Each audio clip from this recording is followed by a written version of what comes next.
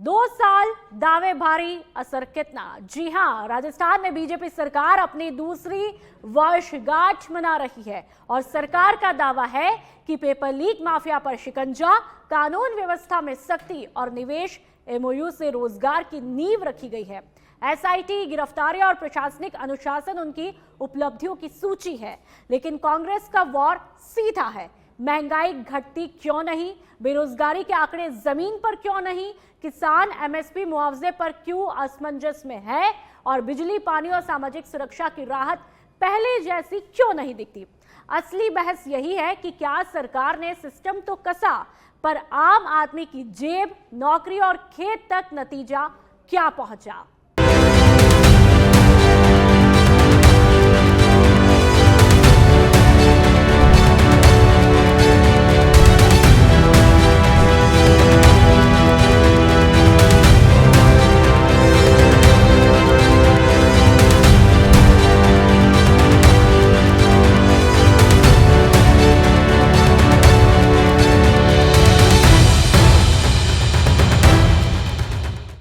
और चलिए अब बहस की शुरुआत करूं उससे पहले तमाम मेहमानों का मैं परिचय करवा देती हूं। हमारे साथ में विपिन भारद्वाज जी, जो कि बीजेपी की तरफ से मुखातिब हो चुके हैं। कांग्रेस की तरफ से पंकज शर्मा जी हमारे साथ में मुखातिब हुए हैं। तो वहीं श्याम सुंदर शर्मा जी हमारे साथ में बतौर वरिष्ठ राजनीतिक विश्लेषक के तौर पर मुखातिब हुए हैं। आप तीनों का बहुत बहुत स्वागत है। सबसे पहले बीजेपी के प्रवक्ता के साथ में ही चर्चा का आगाज करना चाहूंगी। विपिन जी, ठीक है, आप लोग कई उपलब्धियों के दम पर ये सेलिब्रेशन कर रहे हैं, लेकिन आपसे एक बात सुनना चाहेंगे, 5 बड़ी उपलब्धियां कौन सी है जिसके दम पर ये जोरों शोरों से सेलिब्रेशन? सबसे पहले धन्यवाद मुझे आमंत्रित करने के लिए। और जब भी हमारे यशस्वी मुख्यमंत्री श्री भजनलाल जी कहते हैं कि हमारे ये 2 साल कांग्रेस के 5 सालों से बेहतर है, तो ये पूरे तथ्यों, तर्कों और आंकड़ों पे आधारित स्टेटमेंट है। ये बिल्कुल इसमें पूरी सच्चाई है। और हम 2 सालों में हम कितने ही जगहों पर पुरानी सरकार के 5 सालों से आगे रहे, इसको मैं पूरे आंकड़ों के साथ भी वहां पर बताना चाहूँगा। और जिस तरह से प्रधानमंत्री मोदी जी की जो विकसित भारत 2047 का जो लक्ष्य है, उसके अंदर राजस्थान अपनी एक महत्वपूर्ण भूमिका निभा रहा है। इसका मैं यहाँ पर आपको उदाहरण देना चाहूँगा। सेंट्रल गवर्नमेंट की जितनी भी स्कीम्स चल रही है, उनमें से 17 स्कीम्स में राजस्थान नंबर 1 है। भारत के 28 राज्यों और जितने भी केंद्र शासित प्रदेश है, सब में राजस्थान नंबर 1 है। 17 स्कीम्स में 5 स्कीम्स में राजस्थान नंबर 2 पर है और 9 स्कीम्स में राजस्थान नंबर 3 पर है। और जब आप बात करती है कि ऐसे कौन से कार्य रहे जिनकी वजह से हमें गौरवान्वित महसूस होना चाहिए या राजस्थान के वोटर्स का जो डिसीजन था वो सही साबित हुआ, स्टार्टिंग करते हैं मैम। जो ग्लोबल इन्वेस्टमेंट समिट हुआ था राइजिंग राजस्थान में, उसमें जो 35 लाख करोड़ के एमओयू साइन हुए थे। जनरली क्या होता हुआ है आया है, अब तक इतिहास गवाह है कि एमओयू सिर्फ साइन हो जाते हैं, धरातल पर नहीं उतर पाते। लेकिन 35 लाख करोड़ में से सिर्फ 2 सालों में हमने 7 लाख करोड़ की ग्राउंड ब्रेकिंग कर दी है, जिसमें से 1 लाख करोड़ की कल ही करी गई थी, जो अभी रिसेंट में अपना जो सीतापुरा में प्रोग्राम हुआ है। आगे हम बात करते हैं। और अगर मैं इसको पूरी तरह से, अगर पूरा मैं आंकड़े वाइज भी अगर मैं बताना चाहूँ मैम, तो ये शायद डिबेट कम पड़ जाएगी। लेकिन फिर भी मैं कुछ यहाँ पर चीज़ें बता देना चाहता हूँ जहाँ पर राजस्थान की भजनलाल सरकार कांग्रेस के पिछले 5 सालों से कहीं आगे रही है। उप स्वास्थ्य केंद्र के भवन निर्माणों की बात करें तो कांग्रेस के 5 साल में 515 भवनों का निर्माण हुआ, लेकिन बीजेपी के सिर्फ 21 महीनों की बात करूँगी तो 2 साल की बात नहीं करा, 21 महीनों में 805 भवनों का निर्माण हो गया। नवीन निर्मित जो सड़कों की लंबाई की भी बात करें तो कांग्रेस के 5 साल में 13,160 किलोमीटर सड़कें बनी, लेकिन बीजेपी के सिर्फ 21 महीनों में 14,865 किलोमीटर की सड़कें बन गई। मिसिंग लिंक रोड की भी अगर बातें करें, वहां पर भी कांग्रेस के 5 सालों में 6,614 किलोमीटर रोड बनी, लेकिन बीजेपी के 21 सालों में 8,220 किलोमीटर रोड बनी। रिन्यूएबल एनर्जी स्कीम्स के लिए जो भूमि आवंटित की जाती है, जो कि सबसे जरूरी चीज है आज के समय में देश के लिए, उसमें भी कांग्रेस के 5 सालों में मात्र 22,597 हेक्टेयर जमीन आवंटित की गई, लेकिन बीजेपी के 21 महीनों में 98,376 हेक्टेयर जमीन आवंटित की गई। इस तरह से ये पूरी डिबेट कम पड़ जाएगी, इतने मैं पूरे दावे के साथ। और मैं ये भी कहूंगा कि कांग्रेस इसकी पूरी समीक्षा करे, कांग्रेस समीक्षा करे हमारे जितने भी तथ्य। आप ही की उपलब्धियों का रिएक्शन मैं एक बार कांग्रेस के प्रवक्ता से ले लेती हूं। पंकज जी, पूरा लेखा जोखा आपके सामने है। 5 साल बनाम 2 साल, क्या आप लोगों पर भारी पड़ गए? कैसे देखेंगे? देखिए नुपुर जी, मुझे लगता है कि राजस्थान की जो सरकार है वो उनकी कथनी और करनी में बहुत बड़ा फर्क है। राजस्थान की सरकार दावे बड़े बड़े कर रही है, लेकिन धरातल पर कुछ भी नहीं है। मैं आपको कुछ पॉइंट्स आपको बताना चाहता हूँ। देखिए, राजस्थान के कल मुख्यमंत्री जी ने हरियाणा और राजस्थान की बात की कि हमने एक पेड़ माँ के नाम लगाया, लेकिन इसका सच क्या है? अरावली पर्वतमाला को किस तरीके से पॉलिसी चेंज की जा रही है, किस तरीके से अरावली पर्वतमाला को खत्म करने का काम किया जा रहा है, किस तरीके से जयपुर के हृदय स्थल में 2500 पेड़ों वाला ढोलका बाड़ उसको किस तरीके से खत्म किया जा रहा है, हम सब ने देखा। जैसलमेर में जो कितने सारे खेजड़ी के पेड़ सौर के प्लांट लगाने के लिए किए जा रहे हैं, तो तमाम चीजें राजस्थान में की जा रही है। फिर हरियाणा और राजस्थान किस तरीके से हुआ, पहली बात। दूसरी बात, लगातार किसान की बात, ये दावे बड़े बड़े कर रहे हैं मुख्यमंत्री जी, लेकिन किसानों को जब डीएपी यूरिया की मांग करते हैं तो लाठी पड़ती है। जब लगातार समर्थन मूल्य की बात करें तो आप गेहूं का देख लीजिए, गेहूं पे कोई समर्थन मूल्य नहीं दिया गया, बोनस भी बहुत कम दिया गया, बाजरे पर समर्थन मूल्य के लिए मनाही कर दिया गया। जो 2000 यूनिट बिजली फ्री हम लोग देते थे, उसमें अब जो नए कनेक्शन मिल रहे हैं उन लोगों को बिजली कनेक्शन फ्री में नहीं मिल रहे हैं। हम लोगों ने 14,000 करोड़ का 21 लाख किसानों का कर्जा माफ किया, जो कि सहकारी समितियों के अंडर में था, राजस्थान स्टेट के लेवल पे था। वो सारा कर्जा हम लोगों ने माफ किया। इन्होंने किसानों के लिए कुछ नहीं किया। बुजुर्गों के लिए आप देख लीजिए, लगातार जो सामाजिक सुरक्षा पेंशन है, बुजुर्गों को 7-7 महीने से सामाजिक सुरक्षा पेंशन नहीं मिली है। तो ये तमाम चीजें हैं। स्वास्थ्य शिक्षा का मॉडल तो पूरी तरीके से राजस्थान में शुरू हो गया, हम सबने देखा। मैं भी आपको बता देती हूँ, सरकार का दावा है कि हमने तकरीबन 70% काम पूरा कर लिया है, वो भी पूरे 2 सालों के अंतर्गत। और इसके अलावा पेपर लीक को लेकर के जो पारदर्शिता देखने को मिली वो भी आपके सामने है। इसके अलावा जिस तरह से सरकार का दावा है कि 2 साल में एक भी बार पेपर लीक नहीं होता है, तो सुधार की तस्वीर तो देखने को मिल रही है। और मेरे ख्याल से आपको इस पर सहमत भी होना चाहिए। अप्रिशिएट करेंगे बीजेपी को? नहीं, मैं अप्रिशिएट नहीं करूंगा, क्योंकि मैं आपको सिलसिलेवार और आंकड़े वाइज बता देता हूं। अभी मेरे बीजेपी के साथी कह रहे थे कि मुझे समीक्षा करनी चाहिए, कांग्रेस को समीक्षा करनी चाहिए। हम लोगों ने समीक्षा की है। अब आप बड़ी बड़ी बातें कर रही थी, अभी कह रही थी कि पेपर लीक नहीं हुआ बीजेपी के राज में। 7 से ज्यादा पेपर लीक बीजेपी के राज में हुए। मैं आपको सिलसिलेवार बता देता हूँ। सीड कॉर्पोरेशन का ऑनलाइन पेपर इसी सरकार के राज में हुआ। RUHS का BSc नर्सिंग का पेपर इसी सरकार में लीक हुआ। NCC का पेपर अलवर में लीक हुआ। नीट का पेपर सवाई माधोपुर में बांसवाड़ा में लीक हुआ। और RS के पेपर जो नवलगढ़ में है वो पहले से ओपन हो गए। तो तमाम पेपर है। शेखावटी में पेपर लीक हुआ। तो ये सिर्फ कहना और उस पे केवल नाम लेने का ना, ये मुझे लगता है सरकार का दोहरा चरित्र। आप सबको पता है किस तरीके से ये पेपर लीक के नाम पे सरकार सत्ता में आई। और जैसे ही SI वाला मामला हुआ, अब इसमें इन्होंने, सरकार ने कोर्ट में कहा कि ये तो पेपर लीक हुआ है, बहुत मामूली लेवल पे हुआ, तो इस पर कोई कार्रवाई करने की जरूरत नहीं है। रिएक्शन लूंगी हमारे साथ में श्याम सुंदर शर्मा जी। ठीक है, आपके कार्यकाल की तस्वीरें भी हमने देखी कि कितने पेपर लीक हुए, वो आंकड़े भी आपके सामने रखेंगे। श्याम सुंदर शर्मा जी हमारे साथ में लगातार बने हुए। श्याम सुंदर शर्मा जी, आप कैसे देखेंगे इन पूरे 2 सालों को? देखिए, पंकज जी को विरोध करने का अधिकार है, विरोध करना चाहिए। लेकिन हकीकत तो ये है कि जिस प्रकार से कामकाज हुए डबल इंजन की सरकार में, वो ERCP का नाम जरूर बदला है। राम जल सेतु परियोजना में 26,000 करोड़ के अगर वर्क ऑर्डर जारी कर देते हैं केंद्र सरकार की मदद से, तो एक बड़ा राजस्थान को आने वाले समय में उपलब्धि मानी जानी चाहिए। उसका स्वरूप चेंज हुआ है। देखिए, नदियों को जोड़ने का काम किया गया है। मैं आप शंका प्रकट करेंगे, मैं खुद बता रहा हूँ। इसके अलावा देखिए, यमुना जल समझौते वाली बात है, जो कि बहुत बड़ा 3 जिले हैं, जिसमें झुंझुनू है, सीकर है और चूरू है। उसको पेयजल यमुना का कैसे आएगा, उसको DPR बन गई है। और उस पर भी जिस प्रकार से समझौता हुआ है, धरातल पे आने वाला हिमाचल में, और एक जगह बांध बनने का काम हमने अपना हिस्सा राशि दे दी है, तो बांध बन रहा है। उसके बाद अगर बांध के माध्यम से अगर वो पानी का जो ओवरफ्लो होगा, जो 40% हमको मिलेगा, 60% हरियाणा ले जाएगा, लेकिन 40% बांध करके हम लाएंगे, तो हम उसको पानी को उपयोग में कर पाएंगे, जिसकी समस्या का 2 तो बड़ी उपलब्धि है।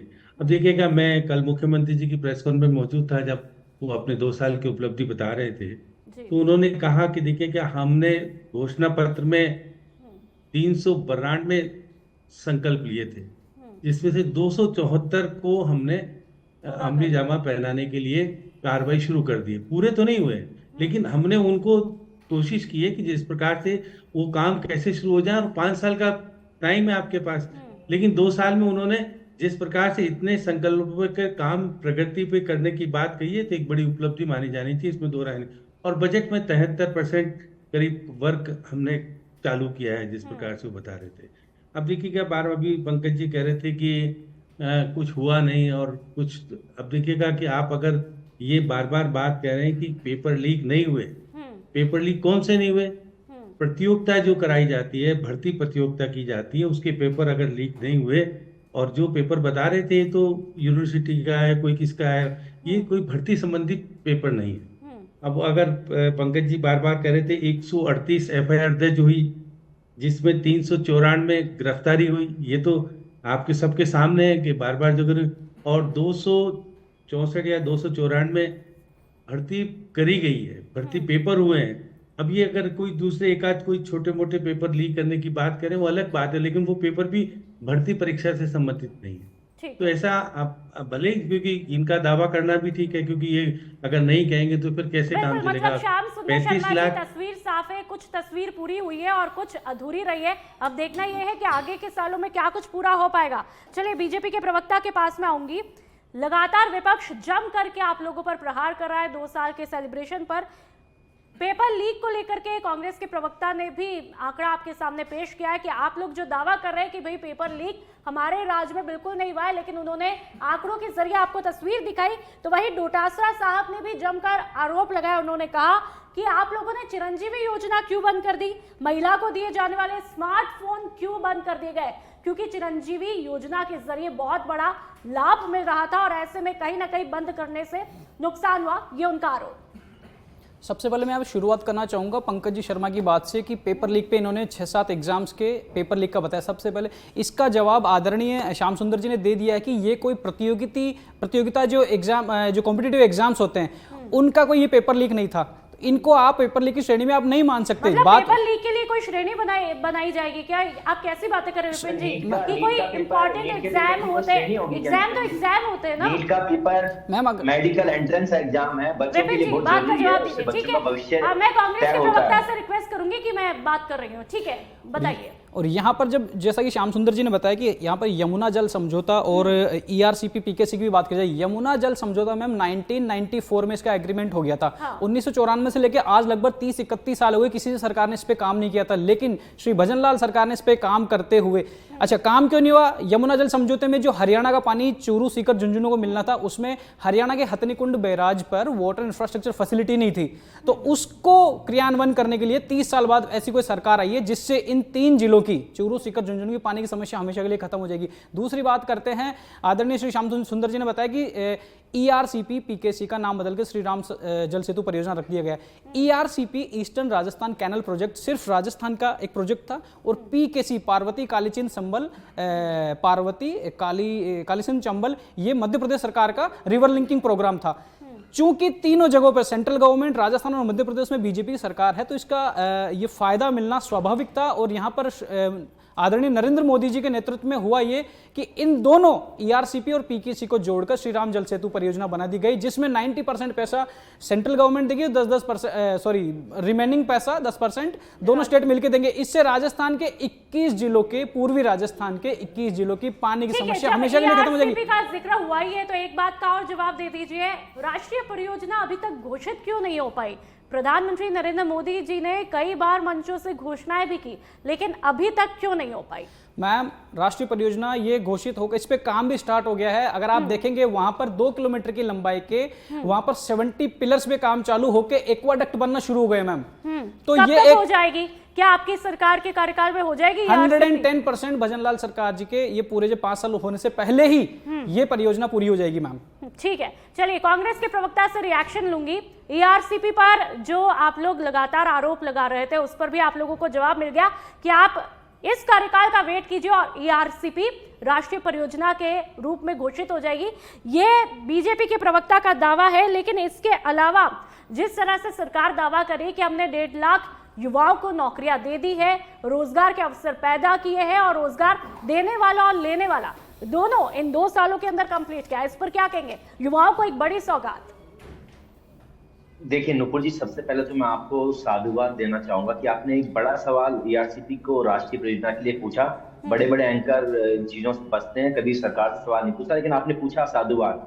तो दूसरी बात, क्योंकि आपने बड़ा अच्छा सवाल पूछा, ये अभी संसद में सवाल उठा, वो शायद श्याम सुंदर शर्मा जी बड़े वरिष्ठ हैं, उनको पता भी होगा कि केंद्र सरकार ने सीधे तौर पर मना किया है कि केंद्र सरकार का कोई मंशा नहीं है इसको राष्ट्रीय परियोजना घोषित करने की, और कोई फंडिंग वो केंद्र सरकार नहीं देगी राजस्थान को। पहली चीज तो श्याम सुंदर जी ने नहीं बताया, उनकी मजबूरी हो सकती है, क्योंकि कल वो भी मुख्यमंत्री जी के साथ थे, गिफ्ट सबको मिले, तो उनकी मजबूरियां हो सकती है। दूसरी बात, आप बेरोजगारी की बात, नहीं, आप जिस तरह का आरोप लगा रहे हैं, कौन सा गिफ्ट की बात कर रहे हैं? रोजगारी की बात, नहीं, आप अपने शब्द रोजगार की, मैं तो अभी मैं सवाल पे आने वाला, मैंने तो नहीं कहा राष्ट्रीय, आप राष्ट्रीय परियोजना का बताइए ना, केंद्र सरकार ने राष्ट्रीय योजना नहीं करी, राष्ट्रीय योजना बनाई नहीं, बना कर दी, तो बाकायदा प्रश्न के जवाब में कहा, लेकिन पैसा देंगे राजस्थान की जनता को सही बात बताइए। मैंने कब कहा राष्ट्रीय योजना करिए?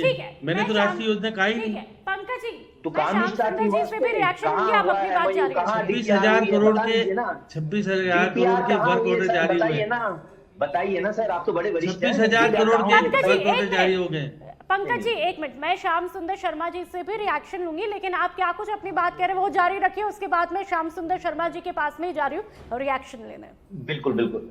दूसरी मैं बात आपको कराता हूँ, नुपुर जी, आपने रोजगार की बात की। देखिए, रोजगार पे इस सरकार का सच ये है, मैं दावे के साथ कह सकता हूँ, यहाँ विपिन जी भी बैठे हुए हैं, इस सरकार में एक भी वैकेंसी निकल के उसको पूरी तरीके से अंजाम तक पहुंचा के कोई अभी तक रोजगार नहीं दिया। हमारी सरकार में जो एग्जाम हो गए थे, जिनका सिलेक्शन हो गया था, हमारी सरकार में जो विज्ञप्ति निकली थी, केवल उनपे ही अभी तक इन्होंने नौकरियां दी हैं। 1.25 लाख टीचर्स की राजस्थान में कमी है, लेकिन ये कोई वैकेंसी निकाला, सिर्फ 2,000 लोगों की इन्होंने लेक्चरर की वैकेंसी निकाली, फर्स्ट ग्रेड टीचर की, 7,000 की इन्होंने थर्ड ग्रेड टीचर की निकाले। 60,000 टीचर्स हमने थर्ड ग्रेड के लगाए थे हमारी सरकार के वक्त। पेपर लीक हो गया था, लेकिन उसके बाद में वापस पेपर करवाया। पंकज जी, लेकिन आप नियुक्ति तक भी हमने हमारी सरकार में, आपने ये माना है कि पेपर लीक हुआ है, बड़े मुद्दे पे मैं बात कर रहा हूं, लेकिन आपने ये तो माना है, मुझे बोलने दीजिए, बोलने दीजिए, मैंने आपको बोलने का आप मौका बीजेपी दिया वालों है। को बोलने का मौका दे रहे हैं, मुझे बोलने का मौका नहीं, बिल्कुल ये आरोप बिल्कुल बेबुनियाद है, सच बेधड़क हर तरह से। आपने देखा है, चाहे कांग्रेस के प्रवक्ता हो या बीजेपी के प्रवक्ता हो,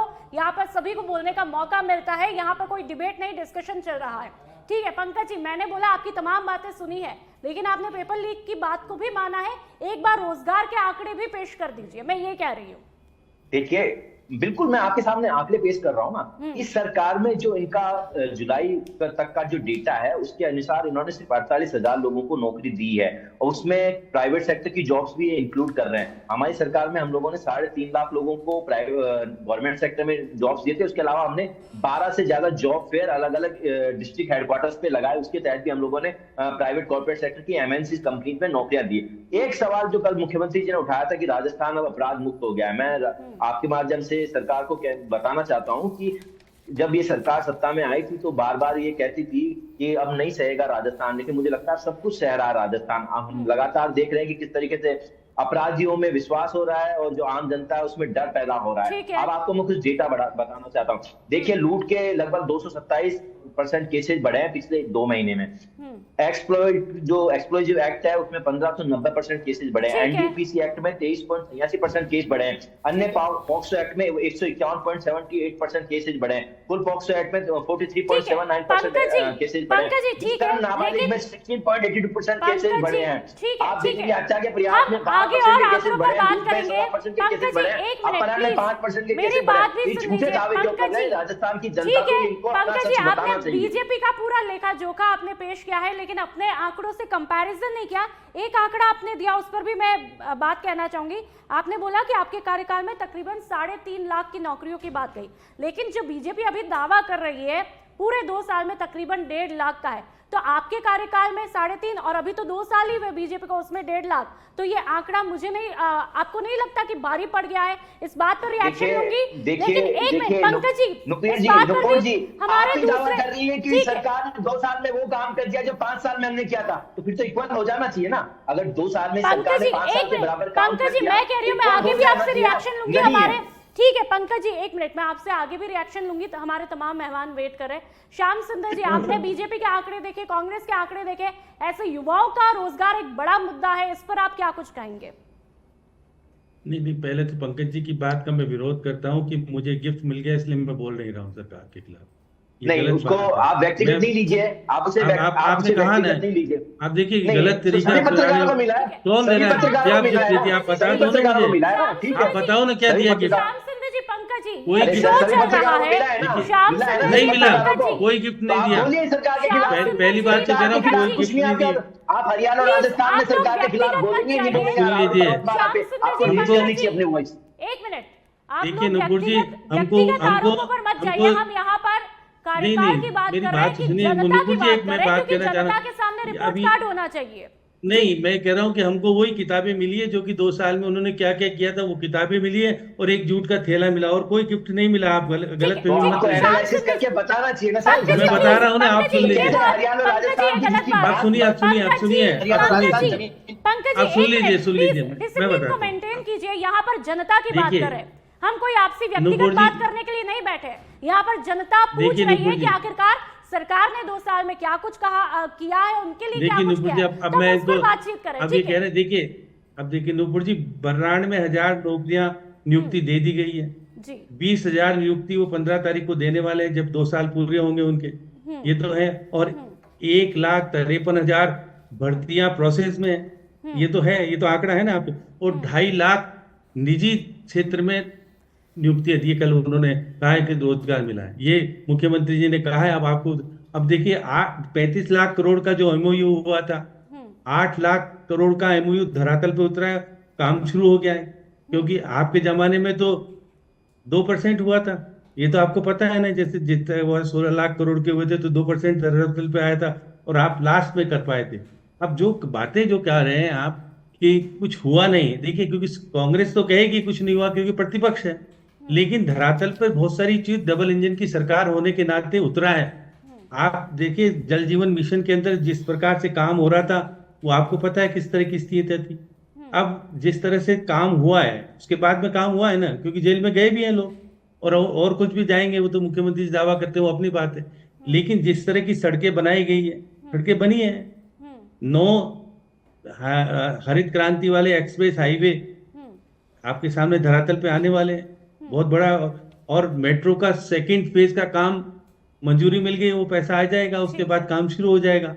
जो डबल इंजन की सरकार के माध्यम से जो काम, और जो अभी बता रहे थे ना, जिस प्रकार से 2100 सीटें मेडिकल कॉलेज में बढ़ी है, ये बढ़ी है ना? नहीं, ये तो गलत है नहीं आंकड़ा है। तो आप बता दीजिए। 3 मैं मेडिकल कॉलेज दूसरी बंद कर दिए राजस्थान में, सांचौर, जाटसमंद, प्रतापगढ़, उनके बारे में बता दीजिए। पंकज जी, आपकी बारी आएगी तब आप जवाब दे दीजिएगा। विपिन जी, अब विपिन जी, 2100 सीट बढ़ी है तो बढ़ी है ना। मैं तो, ठीक है। मैं आंकड़े दे रहा हूँ, मैं गलत तो कह ही नहीं रहा हूँ। ठीक है, 26,000 श्याम करोड़ सुंदर का जी, एक वर्क मिनट। ऑर्डर जारी हो गया, ये तो मालूम है। ठीक है, श्याम सुंदर जी, 1 मिनट, बीजेपी के प्रवक्ता के पास में आऊंगे। विपिन जी, आंकड़े श्याम सुंदर जी ने भी पेश किए, आपकी सरकार भी लगातार पेश कर रही है, अच्छी बात है, इरादे अच्छे हैं, मंशा अच्छी है। आप लोग दावा कर रहे हैं युवाओं के लिए हमने काफी कुछ नौकरियां दी, तकरीबन 1.5 लाख का शायद यह आंकड़ा आप लोगों ने बताया है। किसानों को लेकर के भी दावे हैं, वादे हैं, महिलाओं को लेकर के भी है, अच्छी बात है, इरादे अच्छे हैं। लेकिन कांग्रेस का एक और आरोप है कि भाई आप लोग कर रहे हैं युवाओं को लेकर के और काम, लेकिन पेट्रोल डीजल की कीमतें घटा करके हरियाणा के समान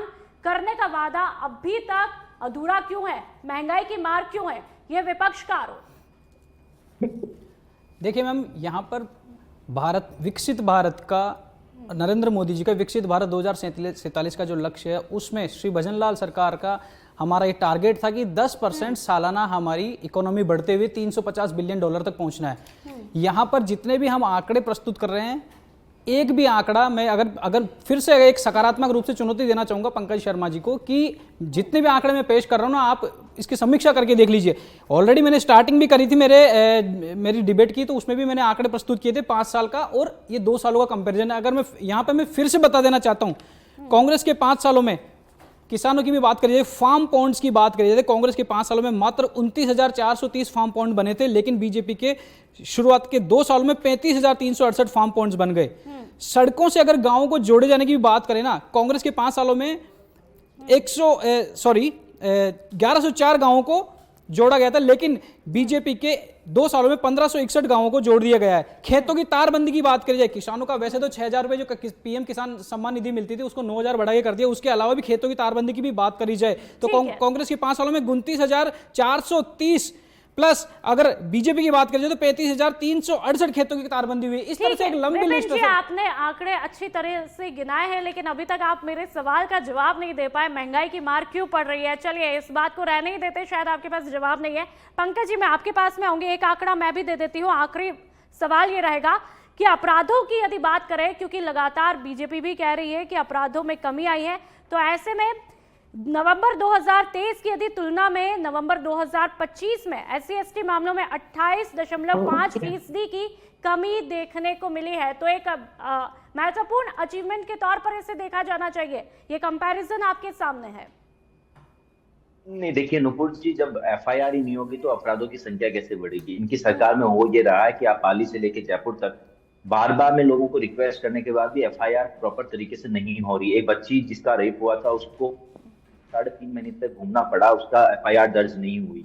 इसके अलावा आप देखेंगे कि दिनों में एक जो विकास अधिकारी था उसका केस की भी FIR बाद में घूमने के बाद भी नहीं हुई। तो FIR ही आप नहीं कर रहे। हमारी सरकार में मैंडेटरी FIR थी, हमने कन्विक्शन डेज 148 से 52 दिन पे हम लोग लेके आए। डिप्टी SP लेवल के स्तर के अधिकारी को नियुक्त किया कि FIR होनी ही होनी चाहिए। इनकी सरकार में FIR ही नहीं होनी, तो कहां से कैसे आप 20,000 अच्छी बात है, आपने इसका जवाब दिया, लेकिन हमारे पास परसेंटेज भी था। और श्याम सुंदर जी, एक आखिरी सवाल संक्षिप्त में बताइएगा, क्योंकि शो को पूरा करने का वक्त आ चुका है। आप कितने नंबर देंगे जो 2 साल के कार्यकाल हुए, सरकार को कितने मार्क्स देंगे रिपोर्ट कार्ड में, ये बताइएगा, एक लाइन में जवाब। देखिए नुपुर जी, हमारे नंबर देने से काम नहीं चलेगा, आम जनता नंबर देगी, उसका ज्यादा फैसला। आम जनता में मैं और आप भी है श्याम सुंदर जी, आपकी नजर में बताइए। मैंने तो आपको बताया कि किस प्रकार से उन्होंने आंकड़े दिए और किस प्रकार की बातें आ रही है। हम नंबर देंगे तो फिर जनता क्यों नहीं नंबर देगी? जनता का फैसला जनता के पास छोड़ा जाना चाहिए, हमारा अधिकार नहीं है। ठीक कहा, ये जनता का फैसला है और जनता क्या कुछ निर्णय लेती है वो तो आप जनता के ऊपर ही छोड़ दिया गया। आप तीनों मेहमानों का बहुत बहुत शुक्रिया, बड़े ही संजीदगी के साथ में ये चर्चा की है। और ऐसे में सवाल एक बार फिर से बना हुआ है, क्या आप लोगों की नजर में सरकार के पूरे 2 साल बेमिसाल रहे या आप लोगों के कुछ वादे अधूरे भी रहे? तो ये सवाल के साथ में इस शो को यहीं पर छोड़ करके जा रही हूं। हमें कमेंट बॉक्स में बताइएगा कि 2 साल आपके कौन से वादे पूरे हुए और अधूरे रहे। तो इसी के साथ इस शो में फिलहाल इतना ही। आप देखते रहिए सच बे धड़क। नमस्कार।